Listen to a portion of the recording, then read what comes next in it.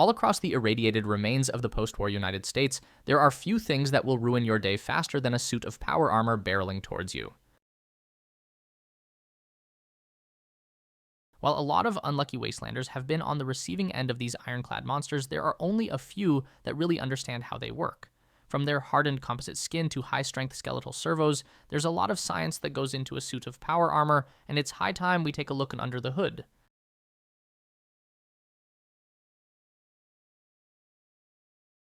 Before 2077 and the Great War that devastated the globe, there was the conflict that led to it, the Sino-American War. China and the United States were at each other's throats over the last natural resources on Earth and fought a bloody decade-long war to get them. It was during this war that the first suits of power armor were made by the Westech Company and proved vital for prolonging and almost winning the conflict. Even now, after hundreds of years, many models of power armor survive. So what did they do right?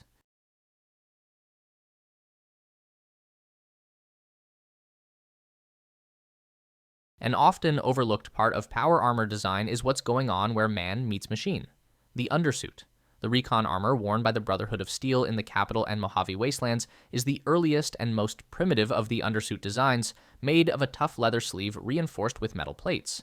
Designed to be used with the first ever power armor model, the T-45D, its features were necessary to protect the user from its uncomfortable, almost unfinished interior. The lining is woven with asbestos to protect its user against the heat given off by the primitive systems of early power armor. Don't bother worrying about the lung cancer the rocket launchers will probably get you first. The vents, tubes, and sockets of the suit are designed to clip into the frame's internal harness to better control and direct the bulky system.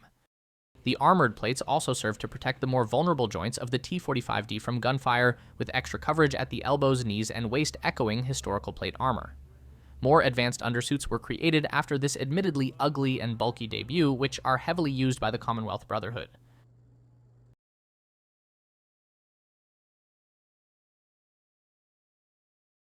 Moving up from the undersuit, the armor frame acts as the skeleton and muscle of every suit. Fitting loosely over the body of its wearer, the frame is what puts the power in power armor. At its heart is the fusion core. Standardized long-term nuclear batteries, fusion cores were a miracle power source invented only a few years before the Great War and were used in all sorts of applications, powering anything from government buildings and cars to weapon systems. Compact and surprisingly light, they were the perfect fit for the United States' new secret weapon. In the frame's case, it powers a complex system of hydraulics that improve the user's strength and allows them to carry the immense load of the frame itself and the armor layered on top of it. Instead of using electric motors, Westech instead chose to use hydraulics for the frame's movement, sacrificing speed for power. By moving pressurized fluid, most commonly oil, through a closed loop, hydraulic systems make slow, smooth movements as the liquid is pumped into and sucked out of a sturdy set of pistons. They're also incredibly durable and long-lasting as long as the hoses carrying the liquid aren't broken.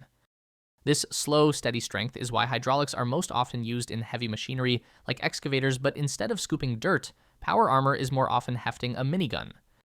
The rig stretches from the wearer's feet all the way to their necks, with flexible robotic gloves protecting their otherwise vulnerable hands from possible damage.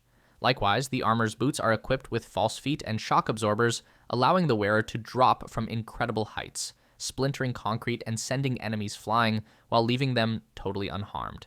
In order to move this powerful system, the rig reads the movement of the user's body, with sensors fitted at the joints logging each twist and flex to pump the appropriate hydraulics. Think of it like a motion capture suit, but instead of those little white balls moving an animated character, it's controlling a 7-foot-tall death machine. Alongside the great strength it offers, the armor also provides a boost to its wearer's endurance. Rather than tiring themselves out on a long march or chaotic battle, they can let the hydraulics do the work.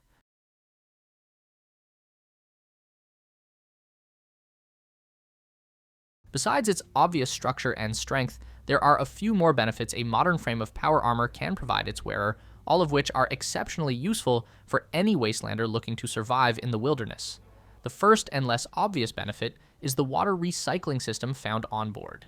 A tube connects the undersuit to the main body of the armor through a special port.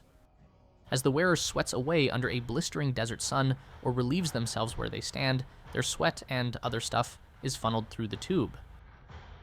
From there, it passes through a distillation system where it's boiled and filtered by the intense heat of the armor's own reactor. Finally, it's stored in an internal tank as clean, drinkable water, ready to refresh its user. They can go weeks without needing to refill, and with so much of the wasteland's water being toxic, it's a serious advantage.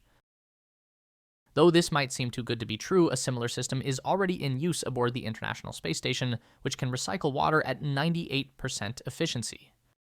The second is the suit's sealed environment. Toxic dust, biological threats like the forced evolutionary virus, and plain old smoke can pose a serious hazard for any wasteland wanderer, and power armor has a solution for that too. All models are fitted with air filters to remove the basics, but the whole thing can also be fully sealed, relying on an internal air supply for truly deadly environments. This means that power armor can work perfectly well in sandstorms, toxic dumps, and even underwater. The third is a suit's resistance to radiation.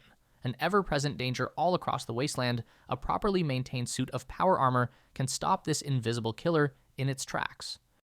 Radiation comes in three primary forms: alpha, beta, and gamma. Alpha and beta particles can be pretty easily blocked by heavy clothing, a gas mask, and light shielding, but gamma's what really gets you.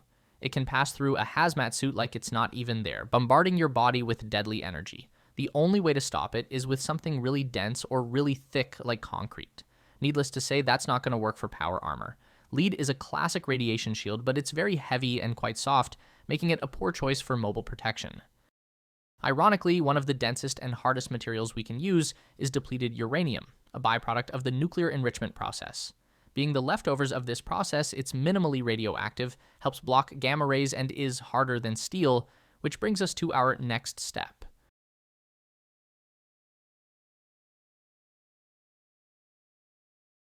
The main event, and what makes power armor such a uniquely potent piece of gear in the post-war world, the protection itself.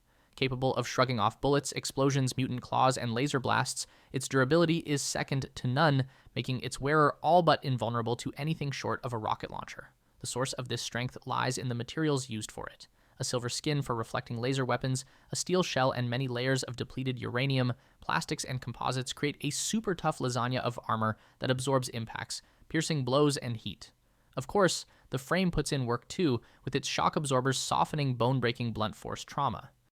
This composite armor is the same kind used in modern battle tanks like the M1 Abrams, which can shrug off direct hits from RPGs. That isn't to say that there's no way through, though.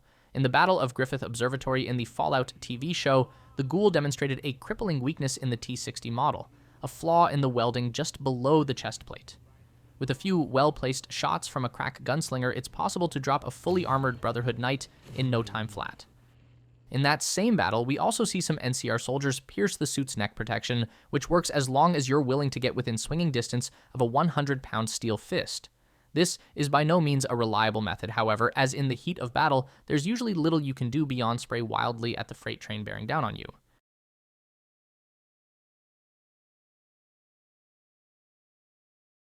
Though the more advanced power armor frames located in the Commonwealth can be worn by just about anyone, even raiders can throw together their own suit, it wasn't always this way. In the series' previous entries, you'd need special training to even think about wearing power armor. Though many people write this off as a gameplay choice and nothing more, there's actually a good reason why Joe Wastelander shouldn't be able to hop into one of these and get to work. When they were manufactured pre-war, power-armored suits were custom-built for their operator, taking into account their height, weight, and build. This was done to make wearing the rig feel natural, like it was an extension of their own bodies. Given that all these soldiers are long dead by the events of even the first game, we've had to make do with the equivalent of old hand-me-down clothes this whole time. Some groups like the Brotherhood have been able to retool and readjust their own suits to match their knights and paladins' preferences, though, as well as giving them proper training to use ones not designed for them. And this training isn't just supposed to make a poorly fitting frame more comfortable to wear, it could mean the difference between dominating the wasteland or spending the rest of your life in a hospital bed. Being designed for someone of different proportions means that the frame bends and moves differently to how your own body does. When wearing an old pair of jeans, this isn't much of a problem, but when it's a 200-year-old piece of heavy equipment with super strong hydraulic muscles, it can be a little more dangerous.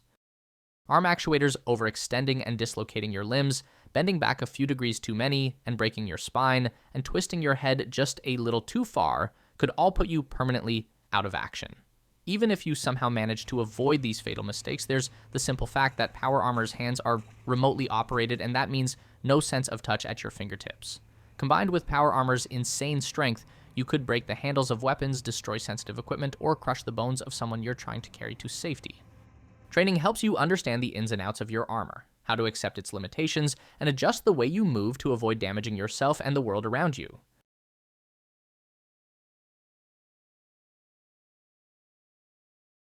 Now we come to how power armor is supposed to be used, both in its initial role during the Sino-American War and as the top dog in wasteland warfare. The first model of power armor produced by West Tech was the T-45D in 2067. It was rushed out the door to halt the crumbling front line in Alaska and did its job well.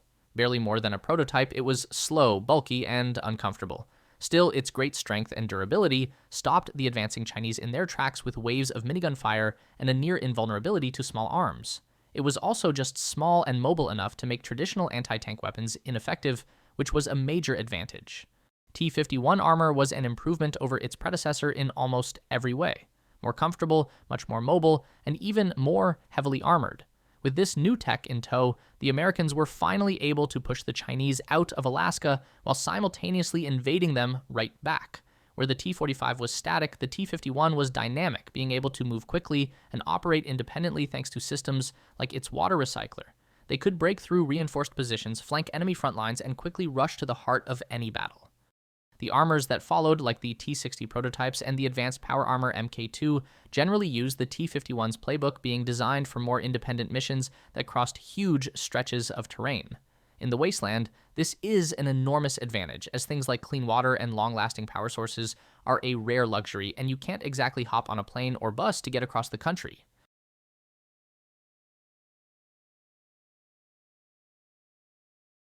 Though they were vital to the war effort before the bombs dropped, the advanced science behind Fallout's power armor is even more valuable for people trying to rebuild the wastes. It's only fitting that one of the best tools for making a new world is an echo of the old.